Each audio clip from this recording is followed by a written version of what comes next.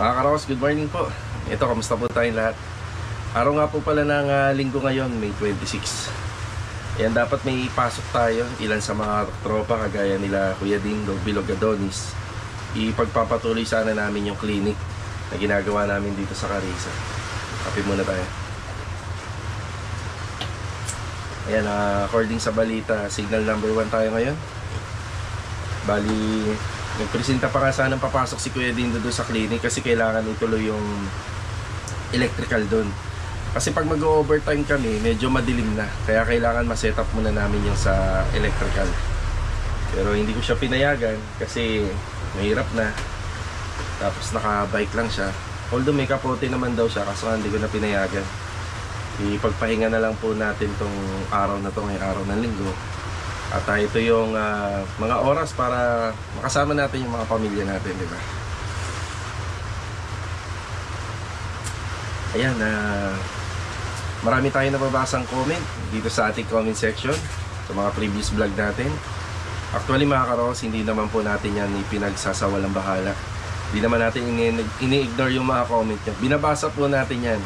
Yun nga lang, nakapokus muna tayo sa mga trabaho natin.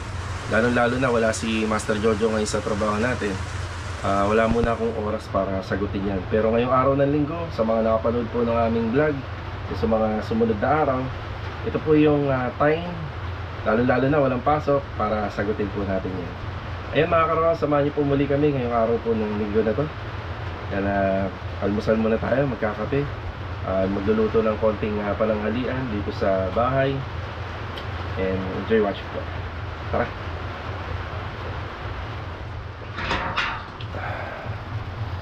Ito yung sitwasyon natin ngayon mga Karos. May e-bike ko, yung owner. Kadalasan yung e-bike ko nilalagay ko yan dito. Tapos meron ako nabili na trapal noon. Dito ko muna siya nilagay. Yan. Bali, nung nakaraang araw, pinapunta ko si Sir Ricky rito. Bali, magpapakabit ako sa kanya rito ng Korean blinds. Pero yung pang exterior, yung okay mabasa. Pero dito na lang sa loob. Yan, para dihilan na lang. Ito kasing trapal, kailangan pa natin ng tuntungan dito kapag iaangat natin. Yan, nagpagawa ko sa kanya, abangan natin. Dito lang, sa loob lang, siguro hanggang dito sa bakal na to, papunta rito. Napansin ko talaga, yung bahay kasi natin dito sa mga renovation, yung pinaka-overlap lang ng ating bulada, maliit lang. Yan, maiksi lang. Kaya pinapasok pa rin. Ayan, nagtutubig pa rin dito. Ang mga ibang gamit ko nga rito, yan, naka-segregate na yan. Babasa pa rin, nakahanggian ng ambon. Okay, paluwag na ng paluwag to dahil habang lumilipas at may natatapos tayo, nauubos yung mga gamit. Ayan, dito na nga rin po pala kami naglalaba. Tapos ito yung ating automatic washing machine. Ayan, nilagay ko na rito. Bali yung drain nito, meron na akong nakabang kasi na floor drain dyan. Kasi yan, may saksakan. Tapos water line. Gaya na po yan ng mga ginagawa namin project. Tapos ito nga po pala, lahat ng materialis na to, yan pababa. Ano po yan? Materialis natin sa P6 yan. Yung wala pa rin kuryente hanggang ngayon. Tapos yan, mga fire extinguisher, yan nandiyan. Gusto ko sana matanggal ko to, itong lagayan na to. Tapos yung mga yon, yung lagayan na yan, ililipat ko rito para lumuwag. Gusto ko kasi talaga mapakinabangan ng gusto to. Di bali, makakapag-organize na ako basta may matapos na project. Ito yung indoor na halaman ko. Yan, nilalagay ko po to sa loob. Sa loob lang siya, pero inaalagaan to ni Mrs. Yan, pang loob po to. Yan, nilagay muna ni Mrs. dito para makano naman po siya, maka-experience naman ng ulan. Sa bagay, hindi naman ano to malakas na ulan, ambon nga lang to Yan, tatanggalin ko na lang dyan kapag lumakas. Yan, pasok ulit natin sa loob. Tapos meron din kami mga indoor na halaman dito. Yan, masarap sa pakiramdam na meron ganito Kita mo, di ba? Yan, may plano nga ako dyan Ito kasing part ng wall na to, medyo nakukulangan ako rito. Kung makukuha sana namin yung kabilang unit, gagawin po naming hallway yan. So titibagin namin yan, tapos ang kwarto dun sa kabila. So sa ngayon, kailangan muna natin siya lagyan ng floating shelves. Siguro mga 1, 2, 3 layer, tapos lalagyan ko ng mga halaman. Ayan. Meron tayong frozen na cream dory dito. Ang bala ko sana mag-isa ng gulay ngayong umaga. Yan yung kakainin namin ni Mrs. ng tanghalian.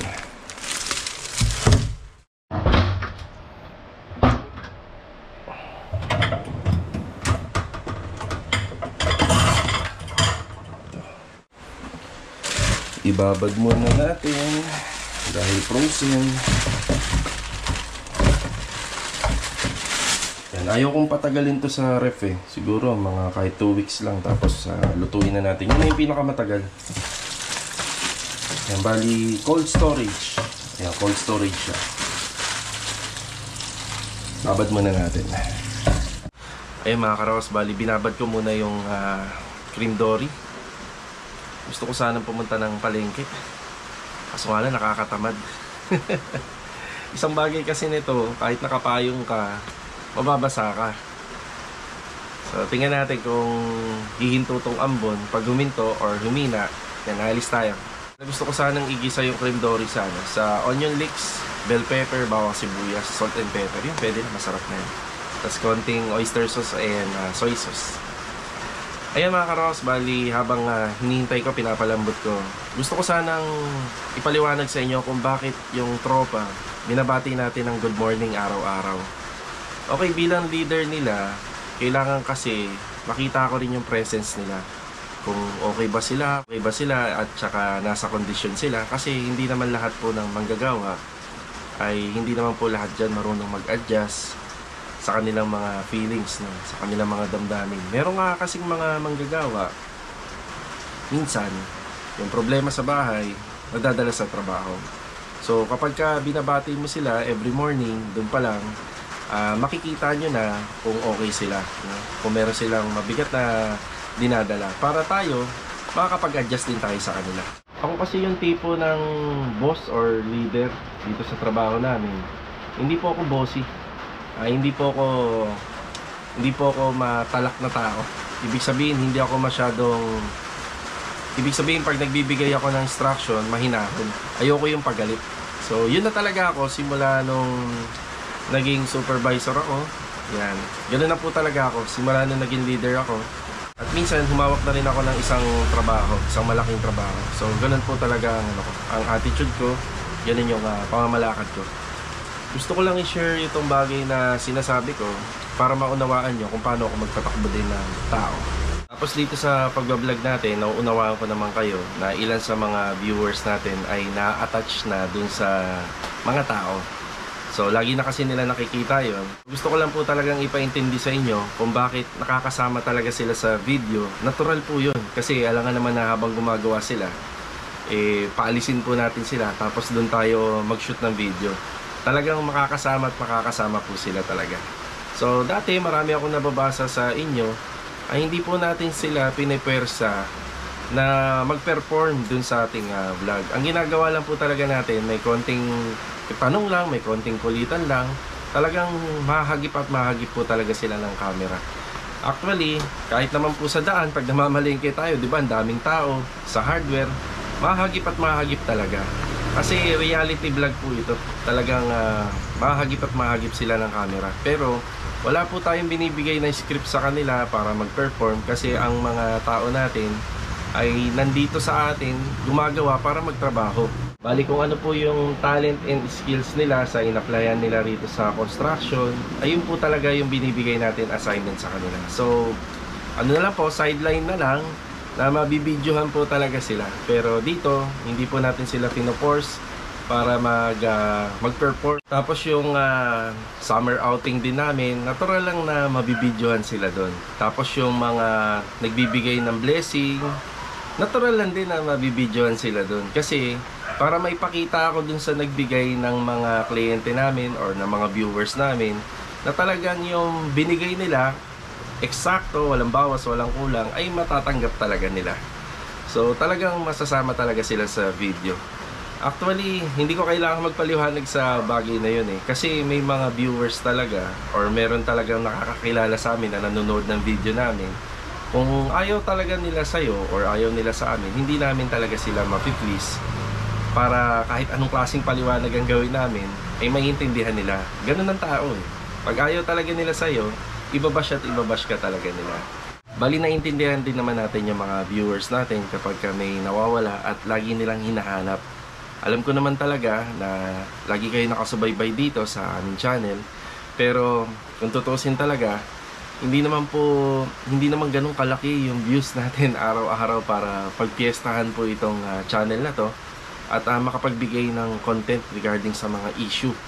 So ang content natin talaga ay house improvement, renovation, sa construction. Hindi po tayo binabayaran ng mga kliyente natin para pag-usapan yung mga issue ng mga buhay ng mga tao. Reality vlog po ito at gusto ko po sanang iparating po sa inyo. Binablog po natin para magkaroon tayo ng content araw-araw para regarding na rin po sa pag-update, pagbibigay po ng araw-araw na update sa mga nagiging client namin. Also, dun sa mga future na magpapagawa po sa amin ng renovation. Ulitin ko lang, talagang masasama po talaga sa video yung mga manggagawa at hindi naman po tayo makasariling tao. Meron din akong inihahanda po sa mga tropa, meron din akong prepared na binibigay po sa kanila at syempre, galing na po yun sa akin. Hindi na po kailangan i-mention po dito. Minsan kasi, kung tutusin lang, meron talagang mga tumitingin na mga tao, hindi natin alam kung kakilala ba namin or hindi, or viewers na gusto lang pong mang-asar at mang-bash, na tinitingnan nila yung personal na buhay pa. Actually, kung ako po ay lalagay po sa kalagayan nila, mas gusto ko na lang pong pakialaman yung sarili nating buhay.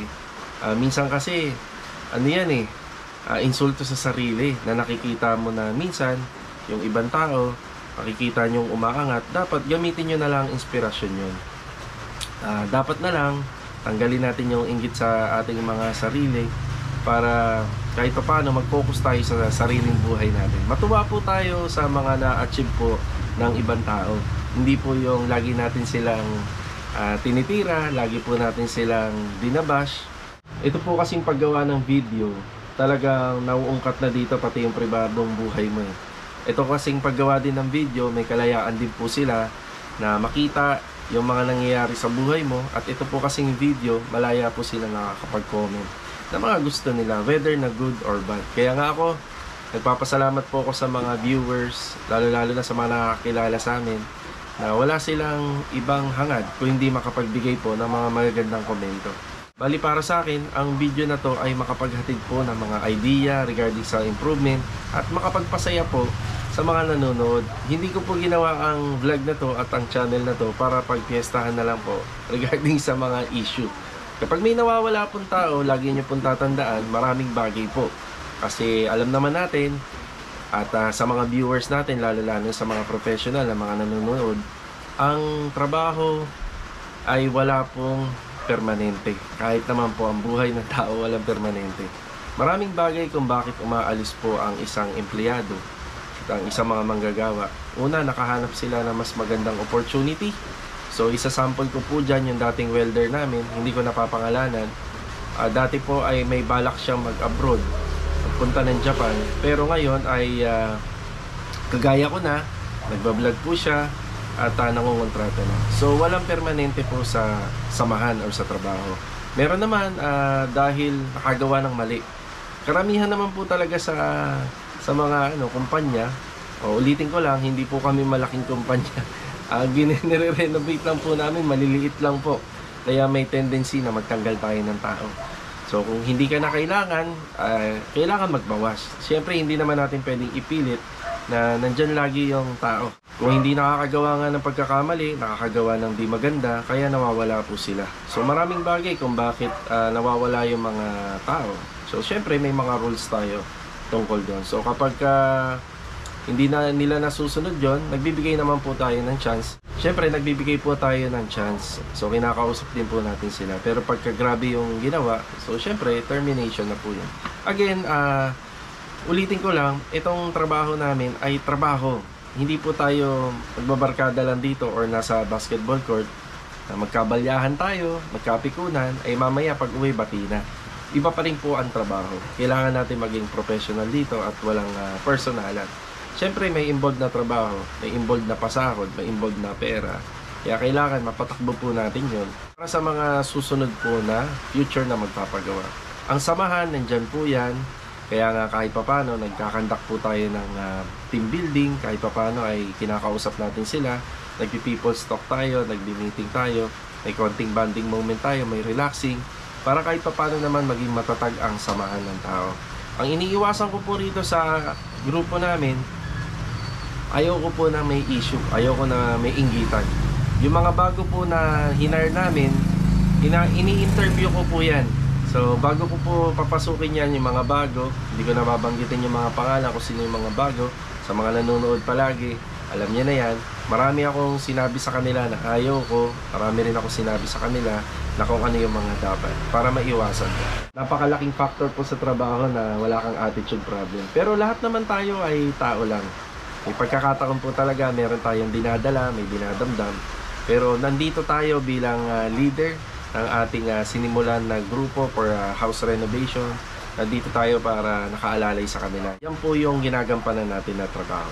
Para syempre, kapag good mood yung mga manggagawa, nasa kondisyon sila, maganda din yung kalalabasan ng trabaho. Ulitin ko lang mga ka-row house sa mga nagtatanong at naghahanap sa mga kasama namin. Dati, noon pa, hindi na po natin kailangan iungkat dito kung bakit sila nawala. Pero kapag maganda naman po yung pagkawala nila, kagaya naman po nung dati may nagpaalam sa akin nga kasi mag-a-abroad siya, pwede natin isama po sa video yon. Kasi kapag napanood yon, maraming magko-comment po na wow, ganda. Ganda ng pagkaalis niya, kaya naman pala aalis kasi mas maraming opportunity na naghihintay sa kanya.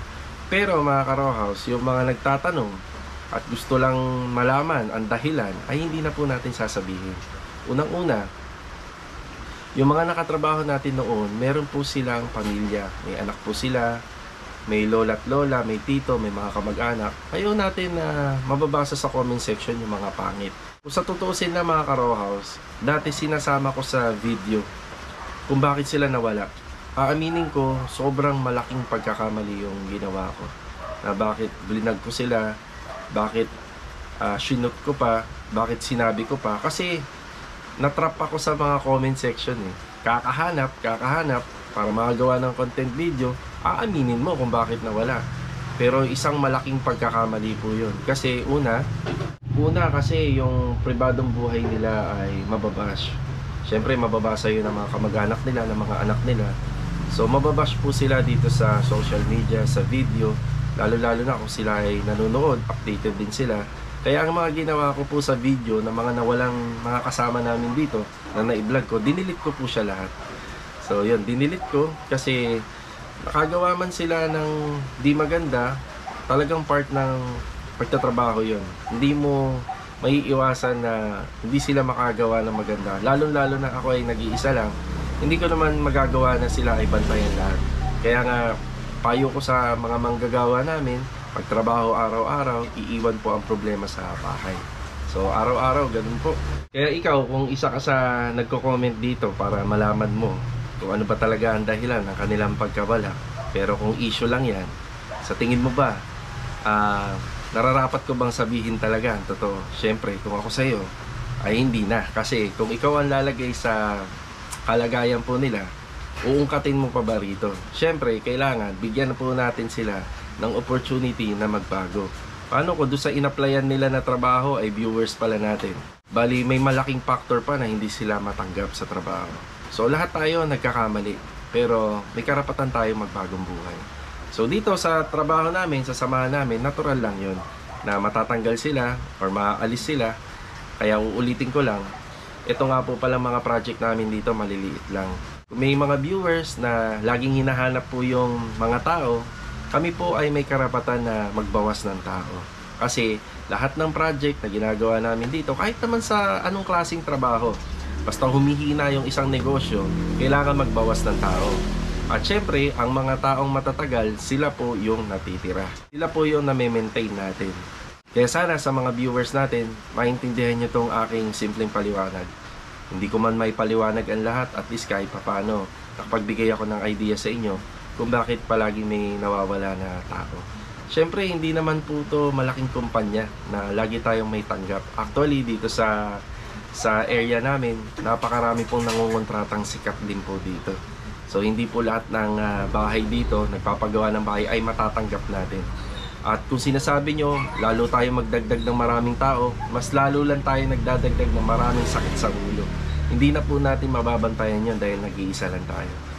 Kaya ang trabaho ko mga karowas ay walang tigil, walang humpay na mag-ocular visit, mag-interview ng mga gusto magpagawa, at walang humpay na makuha natin lahat ng trabaho na nakakausap natin. Hindi naman lahat po ng ma-ocular visit natin at ma-interview natin ay makukuha natin. May mga kliyente rin po na nagka-canvas lang, kumakausap ng 3, 4 or 5. Mamimili sila, depende po dun sa quality na may bibigay na services or kadalasan ang issue kung sino yung mas mura. Pagpapatuloy ko muna yung aking niluluto, tapos marami pa akong gustong isagot sa inyo, marami pa akong gustong ipaliwanag. Kaya tara, luto muna tayo. Kasi maya-maya, tanghalian na at hindi pa rin po tumitigil itong ulan. Bali, pinasok ko na yung halaman natin. Ayan, mukhang masaya na siya, no? Mukhang masigla na. Diba? Malulunod na po kasi siya eh. Ito pa rin yung lagay ng ating weather. Kukumplituhin ko lang yung ingredients ng ating lulutuin.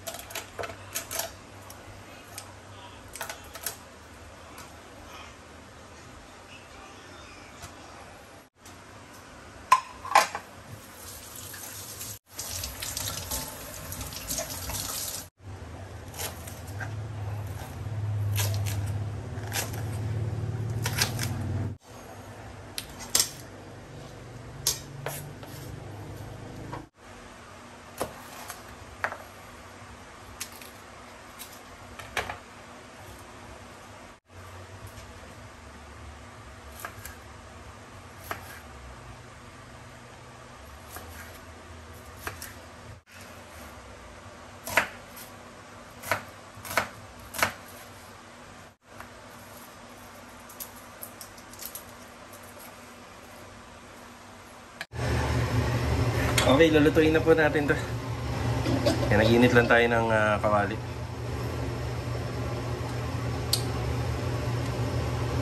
Ayan o.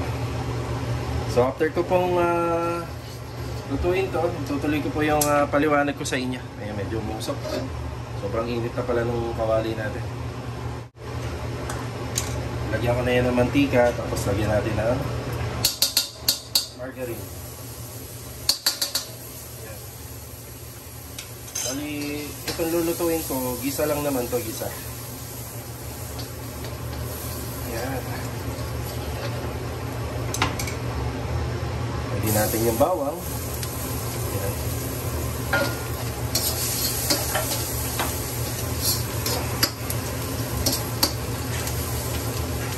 Ayan. Habang niluluto ko to mga ka-Rowhouse, naalala ko nga noon, may mga naghahanap nga din talaga sa tao pag nawawala. Tapos matatawa pa ako, pati yung kapitbahay hinahanap. Alam mo yun? Tapos pati yung pusa hinahanap, may nagko-comment. Yung tipong makapang ano na lang, makapang bash, makapang asar. So, ganun talaga ang mundo ng social media.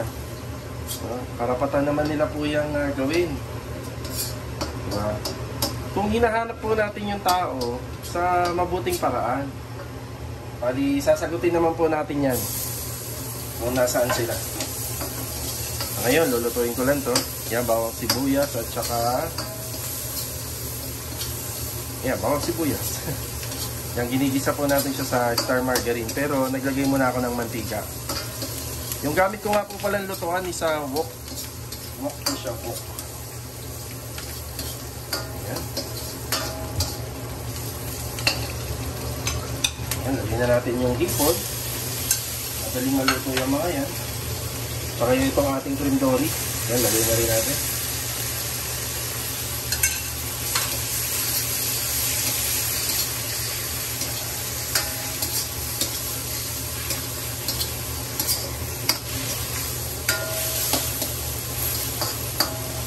Binili ko tong wok na to kasi masarap magluto rito eh. Ha? Hindi ka nadidikitan, no? Pagka non-stick siya.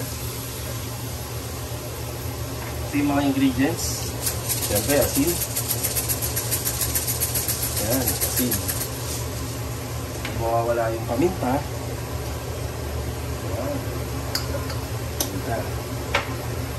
Yan, seasoning. Pampalasa lang ng konti, seasoning. Tapos konting soy sauce, pampakulay. Konti lang, pampakulay lang. Diba? Akala mo, professional chef eh, no?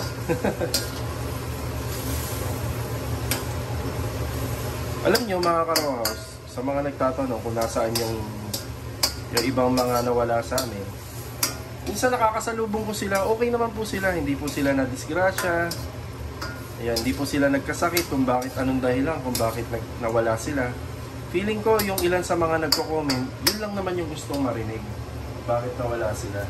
Baka nag-aalala sila dahil nagkasakit, na-disgrasya. Hindi po. Kapag ganun po ang nangyari sa mga kasama natin, wala po tayong itatago.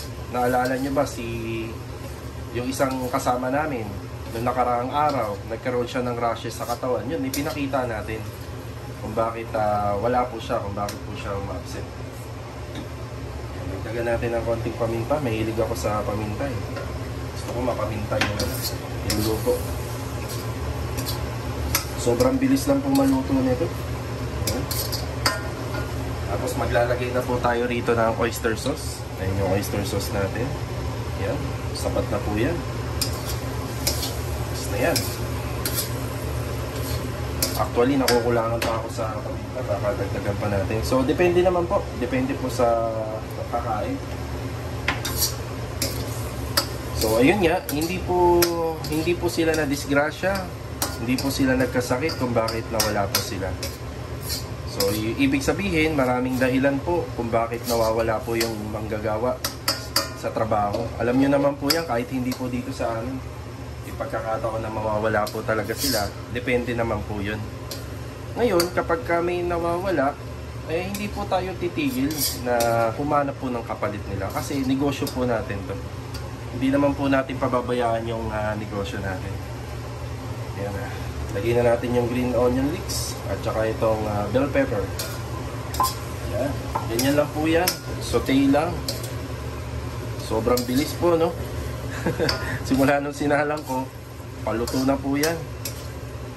Ganyan lang po. Tapos ang sikreto po natin dyan, hanggang huli, magdadaglag lang po tayo ng margarine. Yun na po yun. Hinaan na yung apoy. Okay, kaninang apoy na lang, then halo-halo. Ayan. Meron na po tayong cream dory shrimp in salt and pepper. Ayan. Pinangalanan ko. Pero paki-comment down below kung anong gusto nyong tawag dito. So, yun nga, no? Kahit gaano po talaga kagaling po ang isang manggagawa, basta meron po siyang attitude problem at meron pong nagawang pagkakamali, nagbibigay naman po tayo ng chance. Pero, syempre, tinitimbang din po natin kung hanggang kailan. So, ibig sabihin, ganun po talaga ang buhay. Trabaho po to. Kaya sa mga nakakaunawa, bilang professional na lang, ganun po talaga ang buhay, ang negosyo. Negosyo po to. Pero wala naman po tayong galit sa mga umalis. No? Hindi po tayo nagtatanim ng sama ng loob. Kailangan na po natin intindihin na lahat ng bagay ay may kapalit. Actually mga Karohaus, marami rin tayo noon nababasa sa comment na ginagamit lang daw natin yung manggagawa. Hindi ho. Pag nagtatrabaho po sila dito sa amin, binabayaran po namin sila. Hindi po tayo manggagamit. Yung pagbibideo, yun nga, na Naano ko na po yun, naipaliwanag ko na po talaga yun noon, na talagang makakagip at makakagip po sila ng camera. Tapos dahil nga sa video ko mga ka-Rouse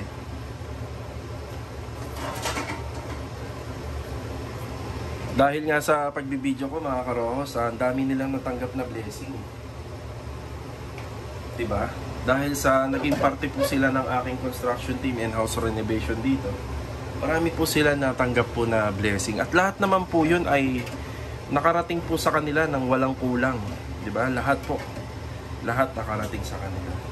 Kaya para sa akin, hindi ko naman binibida yung sarili ko na dahil sa akin. Kumbaga, pinagtulungan din namin lahat yun. So, nakita ng mga kliyente, ng mga viewers, yung performance nila. Nakita nila yung kahit maikling kwento ng buhay nila. Kaya yung iba, nagpapadala. No, nagpapadala sila ng pera, ng grocery. Sa mga viewers ko na napakatatagal na, alam yan, saksi kayo dyan. So, yun lang yung masasabi ko.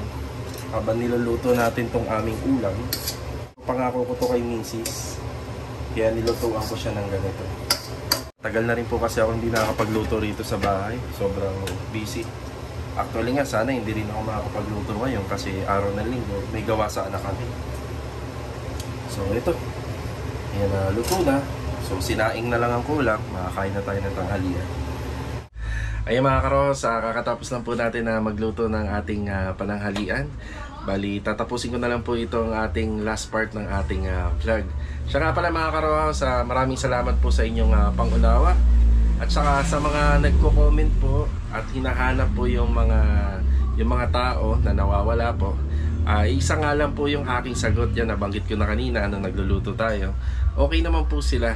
Tapos wala na po akong idea kung saan po sila nagtatrabaho ngayon. Minsan kadalasan nasasalubong po natin sila. So hindi po sila nagkasakit, hindi po sila na-aksidente, maayos po sila. Yun nga lang, wala na po akong balita kung saan sila nagtatrabaho ngayon. Pero yung iba, kung nanonood po kayo regular dito sa aming channel, yung iba naman nabanggit ko na kung saan po nagtatrabaho yung iba. Sa mga magtatanong pa, baka hindi ko na po sagutin sa mga susunod na video. Kasi sinabi ko na kanina, ang vlog po na to ay hindi po dapat bigyan ng issue dahil sa house renovation tayo. At naiintindihan ko at nauunawaan ko yung ibang mga viewers kasi talagang hinahanap na nila dahil na-attach na po sila dun sa tao at nakikita na rin po nila palagi sa video. Kaya naunawa ko kayo dahil natural lang na hanapin nyo po.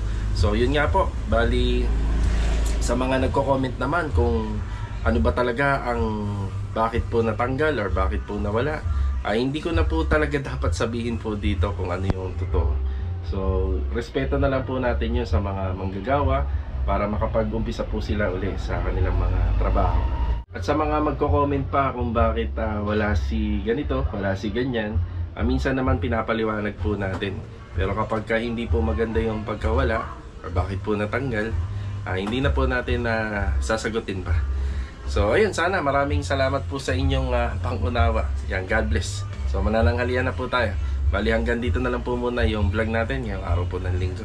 Sana naunawaan nyo po lahat ng aking paliwanag. Lahat ng tao mga karos may pinagdadaanan yan. Kaya gagawa natin ng paraan para malagpasan. So sa ngayon, focus tayo sa trabaho. Trabaho lang para meron tayong trabaho. Umulan man at umaraw. Yan. Paalam po muna.